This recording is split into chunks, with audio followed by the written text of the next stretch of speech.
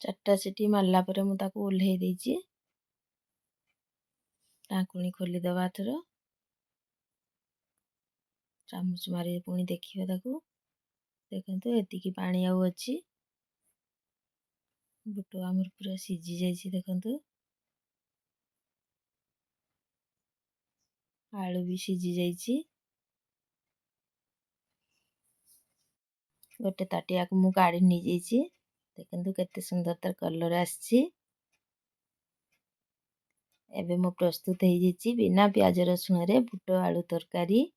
ମୋ ରୋଷେଇଟି କେମିତି ଲାଗିଲା କମେଣ୍ଟ ମାଧ୍ୟମରେ ଜଣାଇବେ।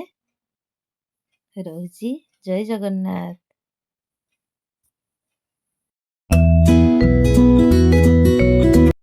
ଜୟ ଜଗନ୍ନାଥ। ମୁଁ ଆଜି ବନେଇବି ବିନା ପିଆଜ ରସୁଣରେ ବୁଟ ଆଳୁ ତରକାରୀ। ସେଥିପାଇଁ ମୁଁ ବୁଟ ନେଇଛି। ବୁଟକୁ ମୁଁ 5 ଘଣ୍ଟା ବତୁରେଇ ଦେଇଥିଲି, 4-5 ଘଣ୍ଟା। ତାପରେ ସେ ବୁଟ ବତୁରି ଯାଇଛି ପୁରା। ଦେଖନ୍ତୁ ଚୋପା ବୁଟ ପୁରା ଅଲଗା ହେଇଯାଉଛି। ଗୋଟେ ବଡ଼ ଆଳୁ ନେଇଥିଲି, ଚୋପା ଛଡ଼େଇକି ମୁଁ କାଟି ଦେଇଛି। ଏତିକି ବଡ଼ ସାଇଜର ମୁଁ ଆଳୁ କରିଛି, କାଟିଛି ଦେଖନ୍ତୁ। ତାପରେ ଆକୁ ସାଇଡ଼୍ କରିଦେବା। ତାପରେ ମୁଁ ପ୍ରେସର ନେଇଛି, ପ୍ରେସରରେ ସିଝେଇବି ପୁଣି ତାକୁ। ବୁଟକୁ ଢାଳି ଦେଉଛି, ଆଳୁକୁ ବି ଢାଳି ଦେଉଛି। ଏଥର ମୁଁ ପାଣି ଦେବି। ଗୋଟେ ତାଟିଆ ମୁଁ ପାଣି ନେଇଛି। ଏତିକି ପାଣି ହେବା ଦରକାର। ଅଳ୍ପ ଲୁଣ ମୁଁ ଦଉଛି ସିଝିବା ପାଇଁ। ତାପରେ ଟିକେ ହଳଦୀ ଗୁଣ୍ଡ ପକେଇଦେବା।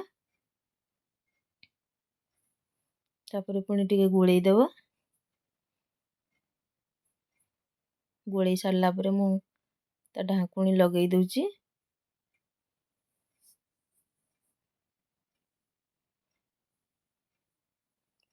ଏଥର ମୁଁ ଗ୍ୟାସ୍ ଜାଳି ଦେଇଛି। ପ୍ରେସରକୁ ବସେଇ ଦେବି। 3ଟା କି 4ଟା ସିଟି ମାରିଲା ପରେ ପୁଣି ମୁଁ ତାକୁ ଓହ୍ଲେଇ ଦେବି। 4ଟା ସିଟି ମାରିଲା ପରେ ମୁଁ ତାକୁ ଓହ୍ଲେଇ ଦେଇଛି। ଢାଙ୍କୁଣୀ ଖୋଲିଦେବା ଏଥର। ଚାମଚ ମାରି ପୁଣି ଦେଖିବା ତାକୁ। ଦେଖନ୍ତୁ ଏତିକି ପାଣି ଆଉ ଅଛି। ବୁଟ ଆମର ପୁରା ସିଝି ଯାଇଛି ଦେଖନ୍ତୁ। ଆଳୁ ବି ସିଝି ଯାଇଛି। ଗ୍ୟାସ୍ ଜାଳିକି ମୁଁ କରେଇ ବସେଇ ଦେଇଛି। କରେଇ ମୋ ଗରମ ହେଇଗଲାନି। ଏଥର ମୁଁ ଦେବି ତେଲ। 3 ଚାମଚ ତେଲ ମୁଁ ଦଉଛି।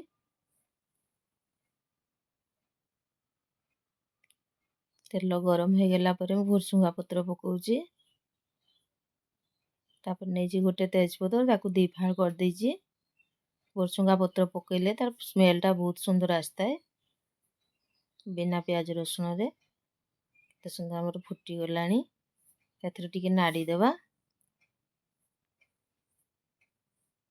ତାପରେ ମୁଁ ନେଇଛି ମସଲା। ଟମାଟୋ ଗୋଟେ, ଡାଲଚିନି, ଗୁଜୁରାତି, ଲବଙ୍ଗ, ଜିରା ସବୁ ନେଇକି ଏକା ସାଥିରେ ମୁଁ ବାଟି ଦେଇଛି। ଟିକେ ଭାଜି ଦେବା।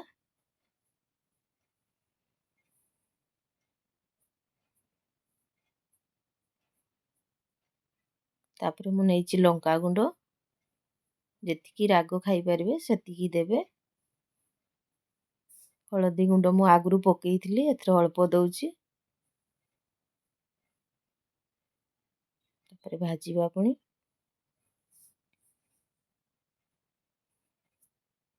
ଟିକେ ପାଣି ଦେଇ ଦଉଛି। ମସଲାଟା ପୁରା ଭାଜି ହେବା ଦରକାର।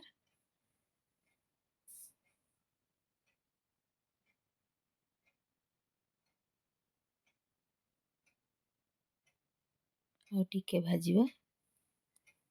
ତେଲ ଛାଡ଼ି ଆସିଲାନି ମସଲାରୁ।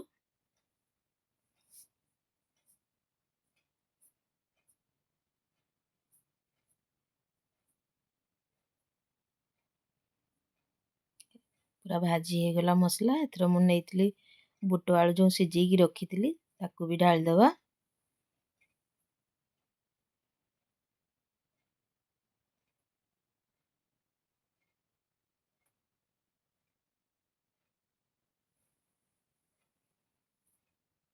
ତାକୁ ବି ଏମିତି ଟିକେ ଭାଜି ଦେବା।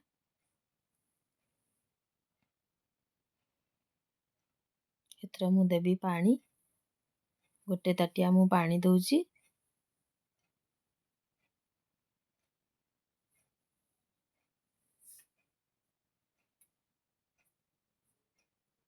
ଗୋଳେଇ ଦେବା ଭଲସେ। ତାପରେ ମୁଁ ଦଉଛି ଲୁଣ। ଆଗରୁ ଲୁଣ ପକେଇଥିଲି, ଅଳ୍ପ ଲୁଣ ଦଉଛି, ସ୍ୱାଦ ଅନୁସାରେ ଲୁଣ ପକେଇବା। ଏଥର ତାକୁ ଫୁଟିବାକୁ ଛାଡ଼ିଦେବା। ତରକାରୀ ଏବେ ଫୁଟି ଯାଇଛି। ଦେଖନ୍ତୁ, ଆଉ ଥରେ ମୁଁ ବୁଟକୁ ଚିପିକି ଦେଖେଇ ଦେଉଛି। ପୁରା ସିଝି ଯାଇଛି ବୁଟ। ବୁଟ ଆଳୁ ତରକାରୀ ଏବେ ଆମର ରେଡ଼ି ହେଇଯାଇଛି।